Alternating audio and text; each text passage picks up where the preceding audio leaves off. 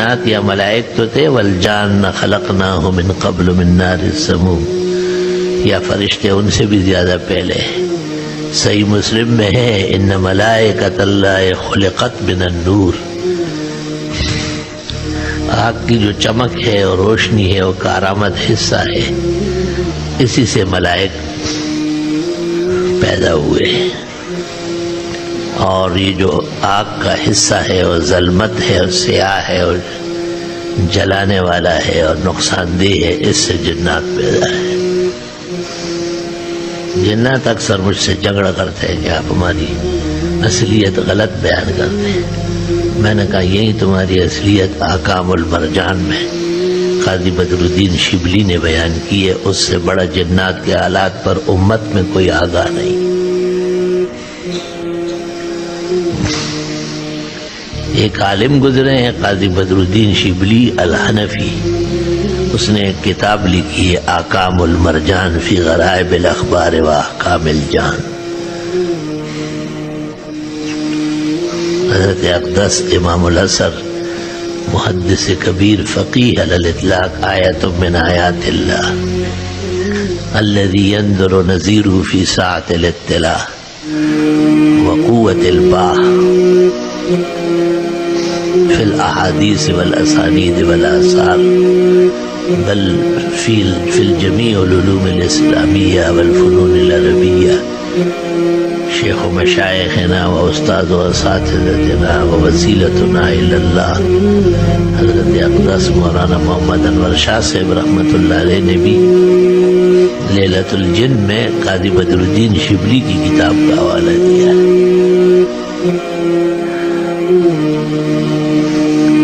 جنات کی طبیعت پر ضرر اور ایذا کا اثر زیادہ ہے، ان میں اچھے لوگ کم ہوتے ہیں، ہر درم اور خطرناک قسم کے لوگ زیادہ ہیں، کیونکہ ابلیس جو ہے یہ بھی ان کا ایک فرد ہے، کان من الجن ففسق عن امر ربی، یہ بھی جنات میں سے ہے لیکن بہت زیادہ نافرمان اور ہر درم ہوں گے۔ اصل میں کثرت عبادت کی وجہ سے یہ ملائک میں شامل ہوا تھا، مگر تھا تو ملک نہیں، جن تھا، تو وقتاً فوقتاً اڑی پڑی کرتا تھا۔ دو قسم کے انسان ہوتے ہیں، ایک وہ جن پر نور ملائک غالب ہو، ان سے خوبیاں اور کمالات سرزد ہوتے ہیں، ان کے ساتھ رہنے سے شیرینی بڑھے گی، چاشنی بڑھے گی، خوشگواری بڑھے گی، توکل پیدا ہوگا، عفت میں ترقی ہوگی، عافیت نصیب ہوگی، یہ من نور الملائک ہے۔ اور کچھ انسان ایسے ہیں جو من ظلمات الجن ہے ومن شر الشیاطین ہے، وہ غریب ہوگا تو علیحدہ چوری کرے گا، مالدار ہوگا تو علیحدہ لوگوں کو ہڑپ کرے گا، عہدے پر آئے گا تو ظالم زمانہ بنے گا، وزیر بنے گا تو پھر ہمارا جو ٹیمپریری خان ہے اسی کے ساتھ ہو جائے گا۔ یہ من سوء آثار الجن ہے، وہ من ظلمات الجن ہے، اس لیے ان سے خیر کا کام کم ہوتا ہے۔ رسول اللہ صلی اللہ علیہ وسلم نے فرمایا کہ رات کو میں نماز پڑھ رہا تھا اور ایک جن آیا اور آگ کا شعلہ لے کے میری طرف پھینک رہا تھا۔ فرمایا فَأَمْكَنَنِيَ اللَّهُ مِنْهُ، بخاری شریف، اللہ تعالیٰ نے مجھے اس کو قابو کرنے کی طاقت دی، پکڑ لیا،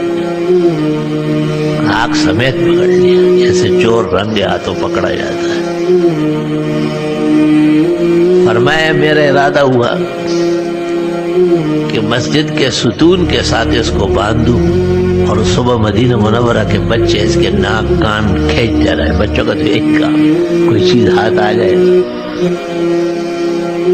فرمایا مجھے اپنے بھائی سلیمان علیہ السلام کی دعا یاد آئی، رب هب لی ملکا لا ينبغی لأحد من بعدی، بادشاہ بنانا ہے جن اور انس کا تو پھر اور لوگوں کو نہ بنائے. فرددتہ خاسئا، میں نے اس کو دھکا دیا، چل خربوزے کا چور ہے اور 2 رکھ کے چھوڑے. اس سے یہ پتہ چلا کہ ہمارے رسول اور نبی میں تمام معجزات پر کمال موجود تھے، لیکن آپ نے بہت سارے معجزات کا ظہور و اظہار نہیں کیا، اور انبیاء علیہ السلام کے کمال کی